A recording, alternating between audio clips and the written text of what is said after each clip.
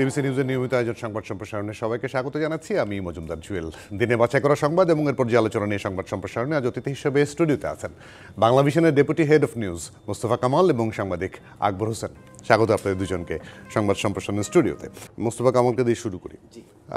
ধর্ষণ গত কিছুদিন ধরে যা হচ্ছে তার বিরুদ্ধে সারা বাংলাদেশ জেগেছে, এটি যেমন সত্যি, তেমনি আমরা বারবার বলি পুলিশ কাজ করছে না, পুলিশ অ্যাক্টিভ না। কিন্তু অ্যাক্টিভ এমন জায়গায় হচ্ছে যেটা কতটুকু দৃষ্টিগোচর হচ্ছে, আপনার দৃষ্টিকটু লাগে না? আজকে যারা এই প্রতিবাদে নেমেছিল তাদের উপরে এভাবে লাঠিপেটা করতে হলো, পুলিশের অ্যাক্টিভনেস দেখাতে হলো। আপনার বিশ্লেষণ শুনি। জি, ধন্যবাদ আপনাকে। অত্যন্ত টাটকা একটা বিষয় সামনে নিয়ে এসেছেন আপনি। খুবই দুঃখজনক।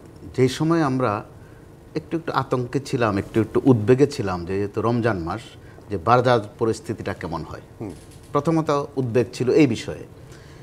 কিন্তু দেখেন অত্যন্ত ঠান্ডাভাবে এই বাজারটা অনেক নিয়ন্ত্রণে চলে এসেছে।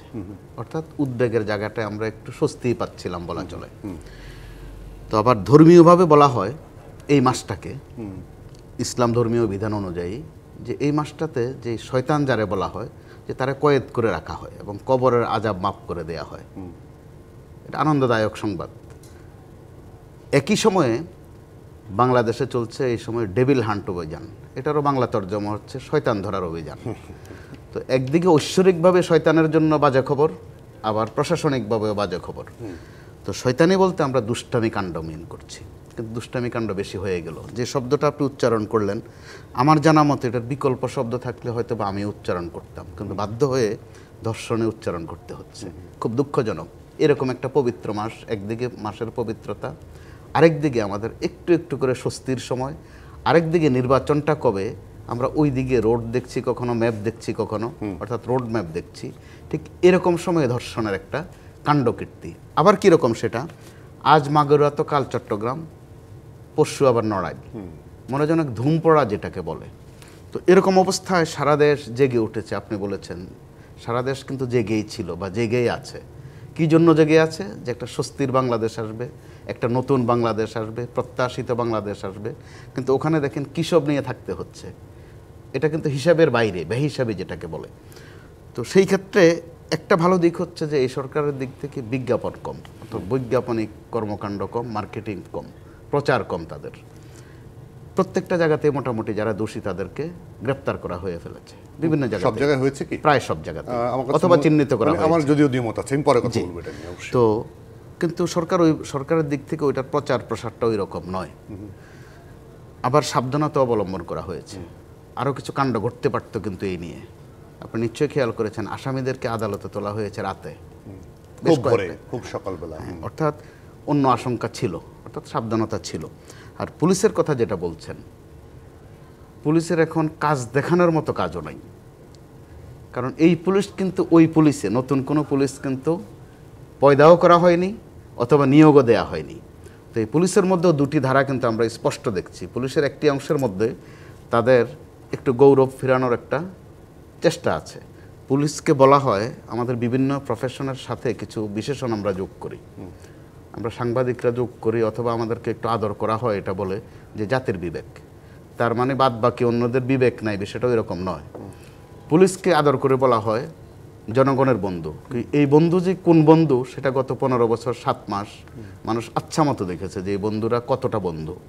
তো এরকম একটা সুযোগ ছিল এবার 5 আগস্ট, যে সুযোগ এসেছে পুলিশ সহ প্রত্যেকের যার যার ওই আদরের অংশটুকু, বিশেষণটুকু উদ্ধার করার একটা চেষ্টা, যেটা সেনাবাহিনী পেরেছে। তাদের নামের আগে যোগ করা হয় দেশপ্রেমিক সেনাবাহিনী। তারা দেশপ্রেমিক সেনাবাহিনী, তারা সেটা কিন্তু প্রমাণ করেছে। এবার এই সুযোগটা তারা প্রথম দিন থেকে কাজে লাগিয়েছে, অত্যন্ত দক্ষতার সাথে, পেশাদারিত্বের সাথে সেনাবাহিনী কাজে লাগিয়েছে। আমরা বলছি জনতার বিপ্লব বা ছাত্র জনতার বিপ্লব, সেখানে সেনাবাহিনীও কিন্তু জনতার কাতারেই চলে এসেছে। এই একটা ফোর্স আমরা দেখা গেল যে সুযোগের সদ্ব্যবহার করেছে, নিজেদেরকে পরিচ্ছন্ন করেছে, নিজেদের বিশেষণ ফিরে পাওয়ার চেষ্টা করেছে। পুলিশ করেনি। তো এই পুলিশ হচ্ছে ওই পুলিশ যারা দিনের ভোট রাতে করার ব্যাপারে ব্যাপক ভূমিকা রাখতে পেরেছিল। এই পুলিশ কিন্তু ওই পুলিশে যারা বিনা ভোটে 153টা আসন জয়ী করাতে ব্যাপক ভূমিকা ছিল। 64 জেলায় 64 জন এসপি ছিলেন, তাহলে তারা 14 তো অত্যন্ত সৎকর্ম করেছেন, 18-তে তো করেছেনই, মানে 24-এ আরেকটি সেম আপনি একটু করেছে। ভাস আলোচনা করছেন, আমি একটু যদি এই ক্ষেত্রে- আজকের এই বিষয়টা নিয়ে আলোচনায় যাই তাহলে আমি একটু এই কারণে আমি শেষ করে ফেলছি, পুলিশের ওই অভ্যাসটা কিন্তু এখনো রয়ে গেছে। পুলিশ আগেও সংগঠিত ছিল, দলীয় কাজে সংগঠিত ছিল, অত্যন্ত সংগঠিত ছিল পুলিশ। তো দলীয় কাজে তাদের ওই শ্রম, ওই ঘাম তারা ব্যয় করেছে। এবার এসেও সর্বশেষ আজ যেটা করলো সেটার মধ্যে কিন্তু আমরা ওই ছায়ায় দেখতে পেলাম, যেখানে অ্যাক্টিভ হওয়া দরকার ওখানে না হয়ে যারা প্রতিবাদ করলো তাদের উপর পুলিশ তাদের দক্ষতা বলেন, ক্ষমতা বলেন, আর বিএনপির নেতা শাহজাহান ওমরের বাসায় হেডমের মতো বলেন, হেডমটা দেখিয়েছে গিয়ে যারা প্রতিবাদ করলো তাদের উপর, যেটা অবশ্যই দুঃখজনক। জি, আমি এই জায়গাটা আকবর হোসেন আমি একদম স্পষ্ট করে বুঝতে চাই যে গত 7 মাস ধরে প্রতিবাদ, বিক্ষোভ, প্রধান উপদেষ্টার বাড়ি ঘেরাও থেকে শুরু করে বহু অসংখ্য ঘটনা ঘটেছে, আপনি সেটা সাক্ষী।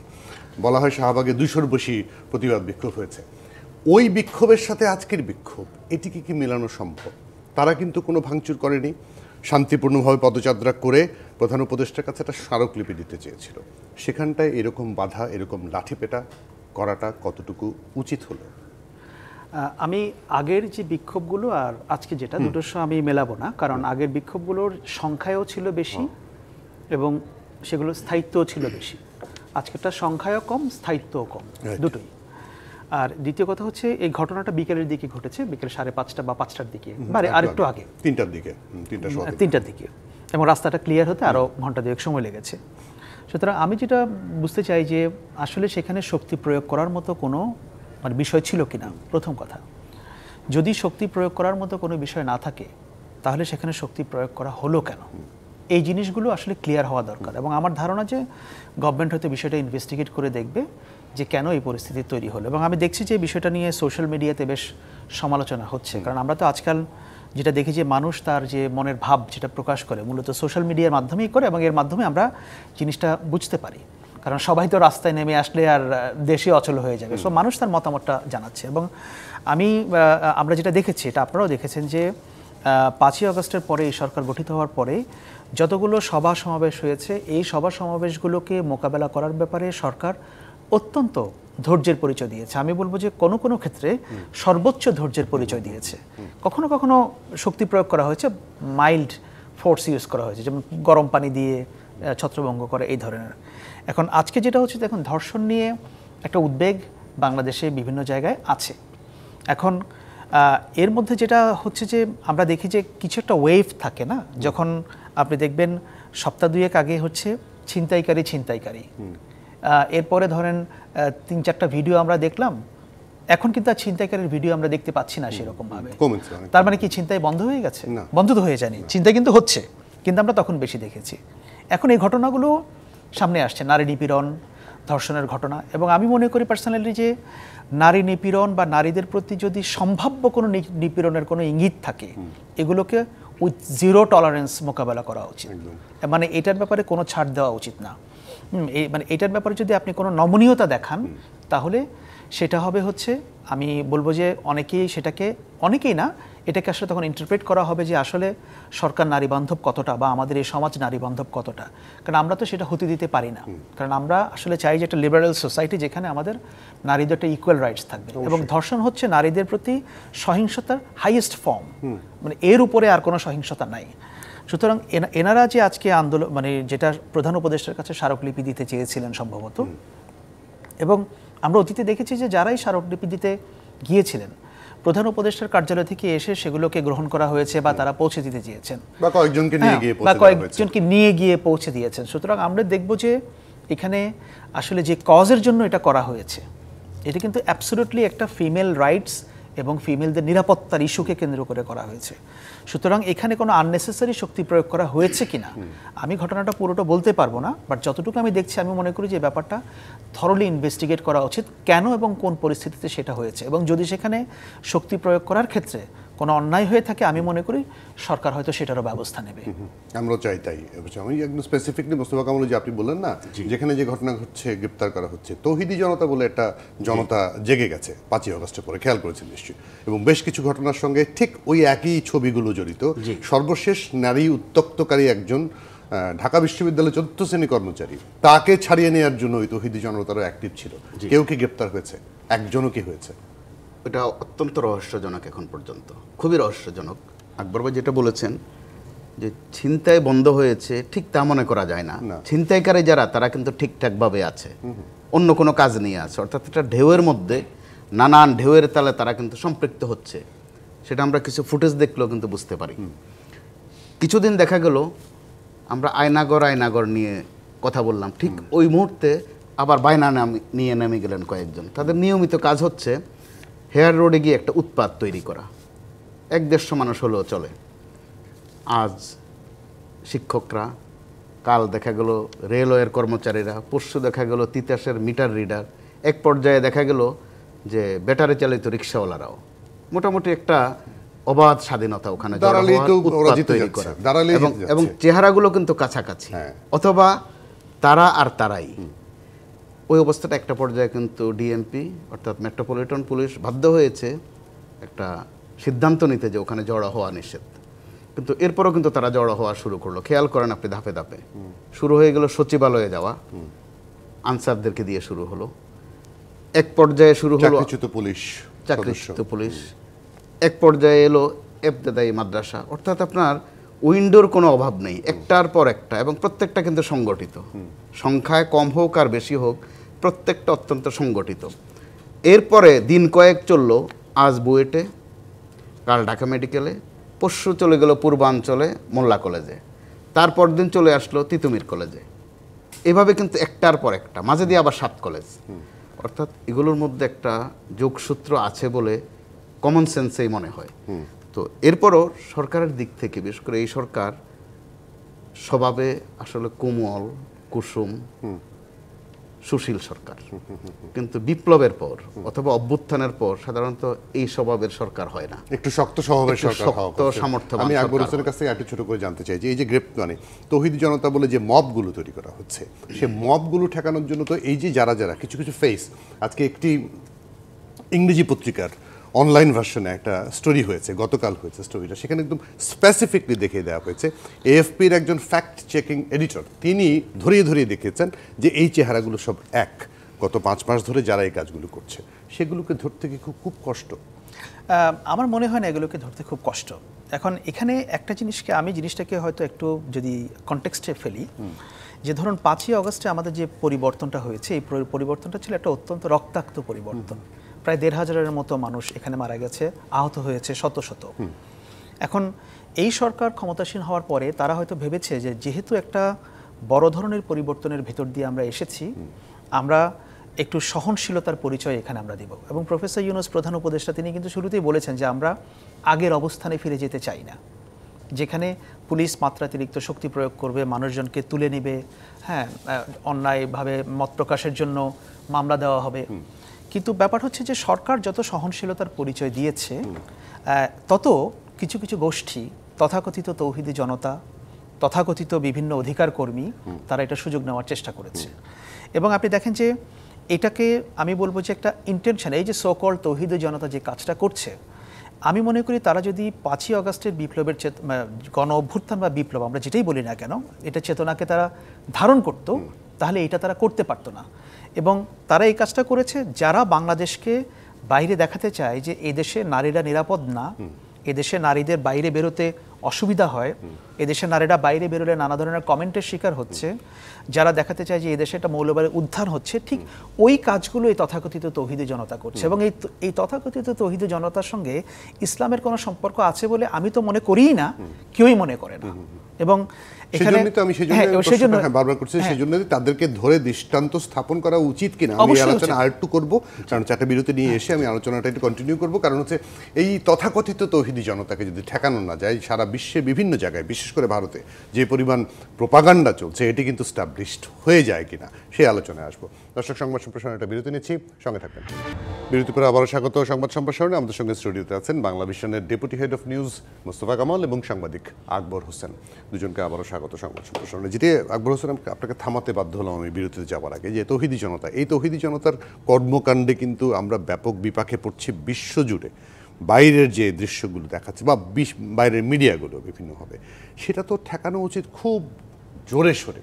দুদিন আগেও তিনজন উপদেষ্টা বললেন এখন আর কোনো ছাড় নয়, মব সৃষ্টি করলে গ্রেপ্তার। তো সেটার প্রভাব তো এই বাচ্চাদের উপরে না, যারা ধর্ষণের বিরুদ্ধে স্লোগান দিচ্ছে, সেটার প্রভাব ওদের উপর হওয়া উচিত ছিল। হ্যাঁ, যেটা আমি শুরু করেছিলাম শেষ করতে পারিনি, সেটা হচ্ছে যে সরকার একটা নমনীয় ভাব দেখিয়েছে, তাতে কোনো সন্দেহ নাই, এবং সেটা দেখিয়েছে দেশের পরিবর্তিত পরিস্থিতির কারণে। এবং এই নমনীয় ভাবটা আসলে তখন ডিমান্ডও করছিল, কারণ মেরে কেটে আবার নতুন কোনো পরিস্থিতি তৈরি করতে সরকার চায়নি, এবং সে পরিস্থিতি ছিলও না। এখন যেটা হচ্ছে যে সরকারের এই নমনীয়তার সুযোগটা নিয়েছে কেউ কেউ, এবং তাদের মধ্যে একটা অংশ হচ্ছে এই তথাকথিত তৌহিদি জনতা। এখন আপনি যেটা বললেন যে বিভিন্ন মিডিয়া রিপোর্টে অলরেডি এসেছে এবং কারা এই লোকগুলো, তাদেরকে আইডেন্টিফাই করা গেছে। এখন আমি একটা জিনিস যেটা বুঝতে পারছি যে ধরেন আমরা সরকার বলতে, সরকার তো একটা অ্যাজ এ হোল একটা ব্রড জিনিস। ধরেন প্রধান উপদেষ্টা এবং তার উপদেষ্টা পরিষদ যেটা আছে, ওনারা কি করবেন? ওনারা হচ্ছেন যে ডিরেকশন দিবেন, পলিসি নির্ধারণ করবেন, বাট এগুলোকে মাঠ পর্যায়ে বাস্তবায়ন কে করবে? এখন মাঠ পর্যায়ে বাস্তবায়ন করার জন্য পুলিশ আছে এবং একই সঙ্গে সেনাবাহিনী আছে উইথ ম্যাজিস্ট্রেসি পাওয়ার। এখন আমরা যেটা দেখতে পাচ্ছি যে বিভিন্ন জায়গায় পুলিশের আইন প্রয়োগের ক্ষেত্রে শিথিলতা আছে।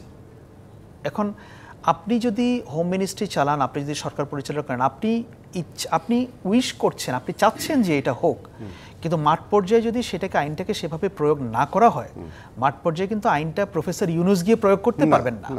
মাঠ পর্যায়ে এটা আসিফ নজরুল করতে পারবেন না, বা অন্য কোনো উপদেষ্টা করতে পারবেন না। এটা করতে হবে কাকে? যে থানার ওসি তাকে, যে এসপি তাকে। এবং আপনি দেখবেন যে বিভিন্ন জায়গায় অলরেডি দায়িত্ব অবহেলার কারণে বেশ কিছু পুলিশ কর্মকর্তাকে ক্লোজ করা হয়েছে, বদলি করা হয়েছে, কিন্তু তারপরেও পরিস্থিতির উন্নতি হচ্ছে না বলে একটা অভিযোগ কিন্তু মানুষের মধ্যে আছে।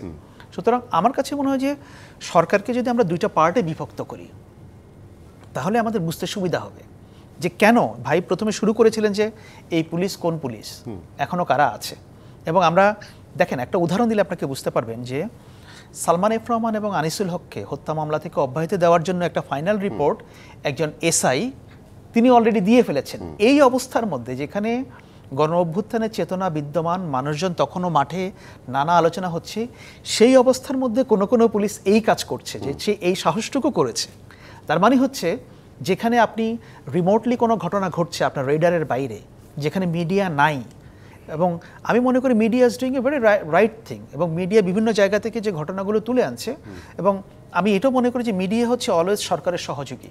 মিডিয়া যদি ফ্রিলি কাজ করতে পারে, তাহলে ভুলগুলো কোন জায়গায় কোন ঘটনা ঘটছে সেগুলোকে তারা আইডেন্টিফাই করে দেবে। মিডিয়া যদি প্রশ্নগুলো তুলে দেয়, সরকারকে ডিল করতে সুবিধা হবে। প্রতিপক্ষ না ভাবলেই হলো। হ্যাঁ, আমি মনে করি যে এই সরকার প্রতিপক্ষ ভাবছেও না, ভাবার কোনো সুযোগও নাই।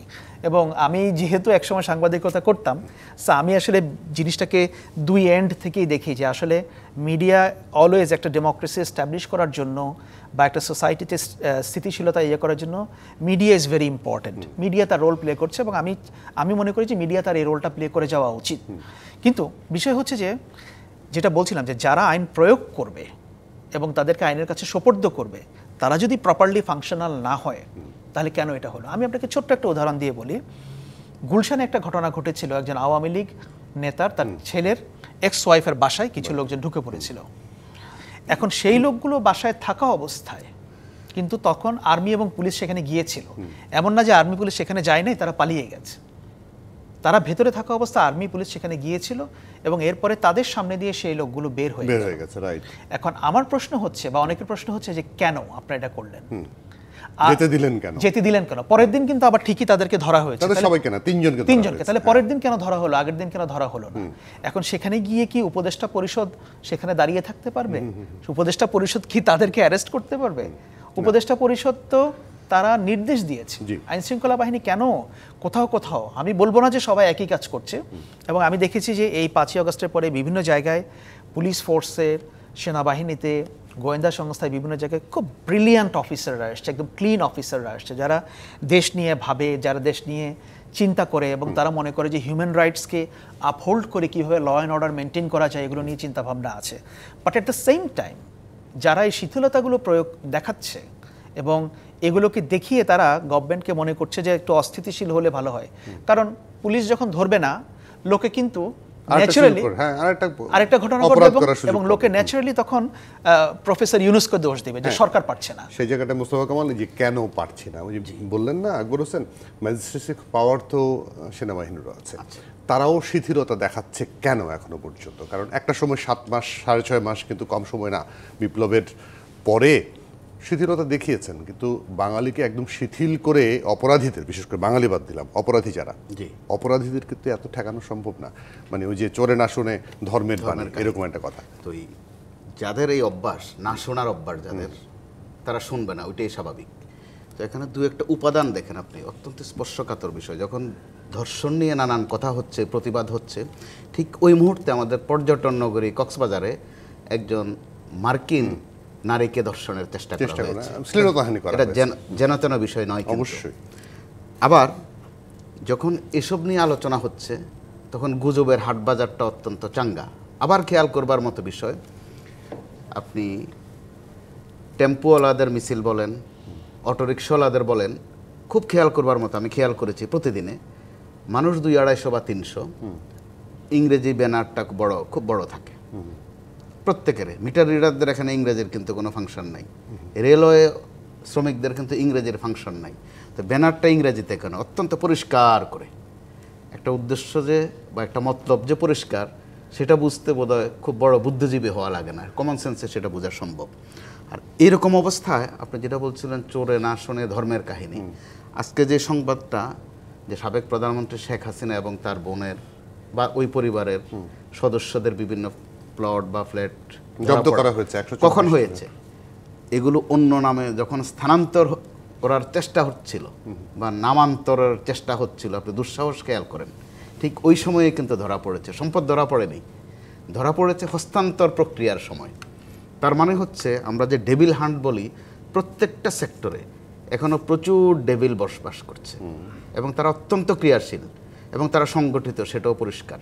একসাথে এতগুলো কাজ করা এবং দক্ষ হাত এখানে স্পষ্ট। তো সরকারের দিক থেকে মাঝে মধ্যে উপদেষ্টাদের 2-1 বলার চেষ্টা করছেন যে আওয়ামী লীগ ষড়যন্ত্র করছে। তো এইসব যন্ত্রপাতির কথা মানুষ কিন্তু এখন আর পছন্দ করে না। 15 বছর 7 মাস ধরে এই 6 যন্ত্রের কথা বলা হয়েছে, 6টা যন্ত্র একসাথে করলে ষড়যন্ত্র হয়, এগুলো মানুষ শুনতে এখন আর পছন্দ করে না। মানুষ কিন্তু অ্যাকশন চায়। যে মুহূর্তে মানুষ অপেক্ষায় আছে যে সংস্কার কদ্দূর হলো, নির্বাচনটা কবে নাগাদ হতে পারে, ঠিক এরকম সময়ে সামনে নিয়ে আসা হচ্ছে নানান অবান্তর ঘটনা, অপ্রাসঙ্গিক ঘটনা। অর্থাৎ আন্তর্জাতিক মিডিয়ায় কিন্তু এগুলো গুরুত্ব পাচ্ছে, অর্থাৎ বাংলাদেশের জন্য এগুলো নিয়ে আছে। এখানে সংস্কার বলা হচ্ছে মুখে, ফাংশনালি নেই। অথবা নির্বাচন করা হচ্ছে, ফাংশনালি নির্বাচনের কোনো উদ্যোগ নেই। সেটা কিন্তু আরেক ফরম্যাটে একটা ধারণা তৈরি হয়ে যাচ্ছে, পারসেপশন তৈরি হচ্ছে। তো এরকম অবস্থায় 2 দিন আগে যেখানে সরকারের 2 জন উপদেষ্টা স্পষ্ট করে বলছেন যে আমাদের এখন থেকে আরো শক্ত হতে হবে, 3 জন যেহেতু উপলব্ধি হয়েছে যে শক্ত হবেন, তো তাদের শক্ত কতটুকু হয়েছেন, সাথে সামর্থ্যের প্রশ্ন আছে। সামর্থ্যে তাদের কোনো ঘাটতি নেই, গোটা জাতি তাদের সাথে আছে। তো ওই জায়গায় নিশ্চয়ই প্রধান উপদেষ্টা বা আসিফ নজরুলরা গিয়া সামর্থ্যবান, তারা এটা লাঠি নিয়ে রাস্তায় দাঁড়াবেন না, সেটা অবশ্যই পুলিশ ওই সামর্থ্যের প্রমাণটা দেখাবে। কিন্তু পুলিশের ক্ষেত্রে আপনার পরিচিত যদি কেউ থাকে, খবর নিয়ে দেখতে পারেন, এখনো থানায় কেউ গেলে আগে যে ট্রিটমেন্ট হতো এখনো কিন্তু তাই একই রকম, রাইট। বরং অজুহাত দিয়ে দেওয়া হচ্ছে যে আমাদের অবস্থা ভালো না। জি, আমি সেই জায়গাটা আরো নানান অজুহাত কিন্তু তারা তৈরি করে রাখছে। আমি সেই জায়গাটা একটু মানে আলোচনা একটু অন্যদিকে নেব, কারণ শেখ হাসিনা এবং তার পরিবারের কথা বলেছেন, সম্পদ ক্রোকের কথা বলেছেন। এখানটায় আজকে অর্থ উপদেষ্টা বলেছেন যে এই বছরের মধ্যে বেশ বড় অঙ্কের একটা টাকা বিদেশ থেকে আনা যাবে। আসলে কত দূর আনা যাবে এবং আইনও করা হচ্ছে শুনেছি, সেই জায়গাটা একটু আলোচনা আসবে। একটা ছোট্ট বিরতি নিয়ে আসে দর্শক, সংবাদ সম্প্রসারণ নিচ্ছে আরও একটা বিরতি। সঙ্গে বিরতি পরে আবারও স্বাগত। সংবাদ সম্প্রসারণের স্টুডিওতে আছেন মোস্তফা কামাল এবং আকবর হোসেন, দুজনকে আবারও স্বাগত। আকবর হোসেন থেকে আবার শুরু করি, কারণ যে প্রসঙ্গটি আমি করেছিলাম, বোধহয় আগের প্রসঙ্গে একটু কথা বলতে চান, তারপরে আমি বিদেশ থেকে ফিরিয়ে আনা সম্ভব কি না টাকা আদৌ, এই প্রসঙ্গে আসতে চাই। আচ্ছা, যেটি হচ্ছে যে দেখেন, অনেকেই বলে যে সমাজে অপরাধ প্রবণতা কমানোর জন্য সচেতনতা ইত্যাদি প্রয়োজন, কিন্তু আসলে আইন প্রয়োগের কোনো বিকল্প নাই এবং শক্ত আইন প্রয়োগের কোনো বিকল্প নাই। আমি একটা উদাহরণ দেই, পৃথিবীতে ব্রিটিশ সোসাইটিকে অনেকে খুব অ্যাডমায়ার করে না, যে ব্রিটেন হচ্ছে সবচেয়ে একটা ভদ্র সোসাইটি বলে অ্যাডমায়ার করে। 2013 সালে ব্রিটেনে একটা লন্ডন রায়ট হয়েছিল, আপনার খেয়াল আছে? এবং সেখানে ইংরেজ তরুণরা যেভাবে তারা মানুষের দোকানপাটে, বাড়িঘরে হামলা চালিয়ে যেখান থেকে যা পেরেছে লুটপাট করেছে, এটা শুধু আইনের শিথিলতার কারণে তারা সেটা করতে পেরেছে। এবং তৎকালীন যে ব্রিটিশ প্রধানমন্ত্রী ডেভিড ক্যামেরন, তিনি তখন এটা বলেছিলেন যে দেখেন, শুধু আইন দিয়ে বা এই আমরা সচেতনতা দিয়ে আমরা এটা করতে পারবো না, আমাদের করতে হলে আমাদের স্ট্রং আইন প্রয়োগ করতে হবে। এবং আমরা যখন আইন প্রয়োগ করব তখন আপনারা বলতে পারবেন না যে এই অধিকার লঙ্ঘিত হচ্ছে, সেই অধিকার লঙ্ঘিত হচ্ছে, এগুলো তখন আমরা শুনবো না। যাই হোক, সেই জন্য আমি বলছি যে মানে কঠোর আইন প্রয়োগের কোনো বিকল্প নেই। আপনার সেকেন্ড প্রসঙ্গটা ছিল হচ্ছে এই টাকা ফিরিয়ে আনা, মানে আওয়ামী লীগ আমলে তো 16 বছর অনেক কিছু বলা হয়েছিল, বিশেষ করে বিএনপির উপরে অভিযোগ করা হয়েছিল, অত টাকা নিয়ে গেছে, তত টাকা নিয়ে গেছে। তো ওরা বোধহয় সম্ভবত কোকন নামে থাকা অল্প কিছু টাকা আনতে পেরেছিল, তাও তারা পায়নি, দুদকের অ্যাকাউন্টে ছিল। সেখানে এই সরকার কতটুকু আনতে পারবে? দেখুন, বাইরে থেকে বিদেশ থেকে টাকা আনাটা এটা খুব একটা জটিল প্রক্রিয়া, এবং ইন্টারন্যাশনাল ফিনান্স যে সিস্টেম এটা কিন্তু এত ইজিলি অপারেট করে না। কোনো একটা দেশ থেকে যখন টাকাটা বের হয়ে যায়, যে দেশে যাচ্ছে এটা কিন্তু ওই দেশের জন্য একটা লাভ, তার সেখানে ইনভেস্টমেন্ট হচ্ছে। আর এই টাকাটা কিন্তু কোনো ব্যাংকিং চ্যানেলে যাচ্ছে না, এটা কিন্তু কেউ তার ব্যাংক টু ব্যাংক ট্রান্সফার করছে না, এটা মোস্টলি তারা ক্যাশে নিয়ে যায়, হুন্ডির মাধ্যমে নিয়ে যায়, নানাভাবে নিয়ে যায়। সুতরাং যখন এটা ব্যাংকিং চ্যানেলে যাচ্ছে না, তখন এই টাকাটাকে কিন্তু ট্র্যাক ডাউন করাটা খুব ডিফিকাল্ট, প্রথম কথা। দ্বিতীয় কথা হচ্ছে, তারপরেও আপনি ট্র্যাক ডাউন করতে পারবেন যদি আপনি স্পেসিফিক কিছু ব্যক্তিকে আইডেন্টিফাই করতে পারেন। যেমন ধরেন সাবেক ভূমিমন্ত্রী সাইফুজ্জামান চৌধুরী, যার ব্রিটেনে 260টা বাড়ি আছে। এখন ব্রিটিশ গভর্নমেন্ট যদি এটাকে ইনভেস্টিগেট করে বাংলাদেশ সরকারকে সহযোগিতা করে, তাহলে পরে তার টাকাটা কিভাবে গেল, কোন প্রক্রিয়ায় গেল, সেটা ফেরত আনা যায় কিনা, এইভাবে আপনি কিছু উদ্যোগ নিতে পারবেন। কিন্তু আমার কাছে মনে হয় যে টাকা ফিরিয়ে আনার ব্যাপারটা নিয়ে ঠিক অতি আশাবাদী, খুব দ্রুত আশাবাদী আমাদের মনে হয় হওয়া উচিত না। কারণ হচ্ছে যে এই সিস্টেমটা একটু কমপ্লেক্স, এবং এটার শুধু আপনি এটা একটা দেশ টু দেশের ব্যাপার তো আছে, যে দেশে টাকাটা চলে গেছে ওখান থেকে টাকাটা ফিরিয়ে আনবেন, এবং তারা দিতে কতটা রাজি হবে, তারা আপনাকে কতটা হেল্প করবে। এবং আপনি দেখেন যে বাংলাদেশের যে বাংলাদেশ ব্যাংকের যে চুরি হওয়া টাকা, যেটা বলছিল যে ফিলিপাইনের ক্যাসিনোতে চলে গেছে, সেই টাকা কিন্তু শেষ পর্যন্ত আর ফেরত আসেনি। এবং বাংলাদেশ, আমি জানি না তৎকালীন সরকারের এটা নিয়ে খুব বেশি আগ্রহ ছিল বলেও জানা যায় না, কারণ অনেকে বলে যে যেহেতু তাদের লোক এটার সঙ্গে জড়িত ছিল, সুতরাং তারাও অতটা আগ্রহ দেখায়নি। সুতরাং আমার কাছে মনে হয় যে বাইরে থেকে টাকা আনার ব্যাপারটা নিয়ে আমাদের একটু কশাস এবং একটু ধীর, মানে আমাদের একটু ধৈর্য ধরতে হবে। এটা খুব রাতারাতি, এটা খুব কুইকলি এটার কোনো রেমেডি নাই। বাট হ্যাঁ, প্রসেসটা শুরু হলে পরে কিছু টাকা তো ধীরে ধীরে আসতেই পারে, এটা আমার মনে হয়। তাই মোস্তফা কামালের কাছেও আমি একই বিষয় জানতে চাই, যে ওই যে আগের প্রসঙ্গ যেহেতু বললাম যে টাকা খুব একটা আনা যায়নি, উদ্যোগের ব্যাপার আছে, এবং কিছু কিছু দেশ তো এটা মানে একদম ডিক্লেয়ার্ড, আপনি দুবাইতে গোল্ডেন ভিসা পেতে পারেন একটা নির্দিষ্ট সংখ্যক টাকা দিয়ে, আমেরিকাতে টাকা দিয়ে মার্কিন যুক্তরাষ্ট্র নাগরিকত্ব পাবেন সম্ভবত 60 কোটি টাকা। হ্যাঁ, তো সেখানে তারা কেন টাকা ফেরত দেবে? তারা ফেরত দেওয়ার জন্য টাকাটা নেয়নি, রাইট, রেখে দেওয়ার জন্যই নিয়েছে। তো আবার এই টাকা ফেরত আনা অবশ্যই কঠিন, এটা একটা প্রথাগত বিষয়, আমাদের বিশ্বাসটা ওই রকম। তো এই কঠিনের মধ্যেও এই সরকার কিন্তু স্থানীয়ভাবে কিছু কাজ করে ফেলেছে, যেটা কঠিনে ছিল। আপনি দেখেন গত 6 মাসে দেশি বিদেশি ঋণের ৬২,০০০ কোটি টাকা শোধ করা ধারণার বাইরে ছিল, কিন্তু করেছে সরকার। 124টা ব্যাংক অ্যাকাউন্ট, অর্থাৎ শেখ হাসিনা, শেখ রেহানা সহ ওই পরিবারের থেকে 635 কোটি টাকা জব্দ করা, সেটাও কিন্তু ধারণার বাইরে ছিল, সম্ভব হয়েছে। তো এবার আমরা আশাবাদী ওই কারণে যে আগে কখনো ডক্টর ইউনূস অর্থাৎ নোবেলজয়ী একজন লরিয়েট বাংলাদেশের দায়িত্বে ছিলেন না, ভরসাটা ওখানে। তার বিশ্বব্যাপী একটা ইমেজ আছে, ওইটা আমরা বিশ্বাস করি, একটা সমাদর আছে, একটা সংযোগও আছে। তো এই টাকা নিয়ে যারা এই ম্যাজিকটা করেছে তারা প্রত্যেকে ম্যাজিশিয়ান, কিভাবে টাকা পাঠাতে হয় ব্যাংকের চেয়ে আরও সহজ সহজ রাস্তায় ওই ম্যাজিশিয়ানদের কাছে আছে। তো নিশ্চয়ই অর্থনৈতিক সেক্টরে, অর্থের সেক্টরে ডক্টর ইউনূসও কিন্তু একজন ম্যাজিশিয়ান সারা বিশ্বব্যাপী। তো তার ওই ইমেজ যদি একটা ভালো কাজে লাগে, অবশ্যই কিছু ফলাফল যে আসবে না আমরা ওই আশা হয়তো এখনও হতে পারি না, আশা দেখব। আবার সরকারের দিক থেকেও কিন্তু আশা দেখানো হয়েছে যে তারা কনফিডেন্স আছে টাকা আনতে পারবে। তো এই কনফিডেন্স থাকলে, অর্থাৎ উদ্যোগ নিলে কিছু ফলাফল যে আসবে, অন্তত উদ্যোগটা শুরু হোক, পরবর্তী সরকারেরও সেটা দায়িত্বের মধ্যে থাকবে ওই চেষ্টা করা। তো ওই চেষ্টা শুরু হলে অবশ্যই কিছু সুফল আমরা পাবো, ওই বিশ্বাস আমরা রাখতে চাই। কারণ ওই বিশ্বাসটাই যদি না থাকে তাহলে বিষয়টাই কিন্তু উজ্জ্ব থেকে যায়। এখানে অপরাধ কিন্তু দুটা, একটা পাচার করা, আরেকটা হচ্ছে টাকা ফেরত আনা। বিচার কিন্তু দুইটাই হবে। তো এই পাচারের বিচারটাও যদি শুরু হয়, অন্তত দেশে থাকুক আর বিদেশে থাকুক, বিচার করতে সম্ভবত বাধা নেই। আসামির অনুপস্থিতিও বিচার শুরু করা যায়। তো আমরা যদি ওই দৃষ্টান্তটাও এবার দেখি, এই সরকার এরই মধ্যে গত 2-3 দিন থেকে আপনি খেয়াল করেছেন প্রধান উপদেষ্টা একটু শক্ত কথা বলছেন, কিন্তু একটু শক্ত কথা বলছেন, উপদেষ্টারা বলছেন শক্ত হবেন, আর তিনিও তার অবস্থানটা অত্যন্ত পরিষ্কার করেছেন, যেটা তিনি গার্ডিয়ান পত্রিকাকে যেটা বলেছেন যে বিগত যে সরকার, শেখ হাসিনার যে সরকার ছিল, সেটা সরকার ছিল না, সেটা ছিল একটা দানব পরিবার। বড় কঠিন কথা, কিন্তু একটা লুটেরা পরিবার। তো ঠিক ওই সময়টাতে এসেছে বিদেশ থেকে টাকা ফেরত আনার বিষয়টা।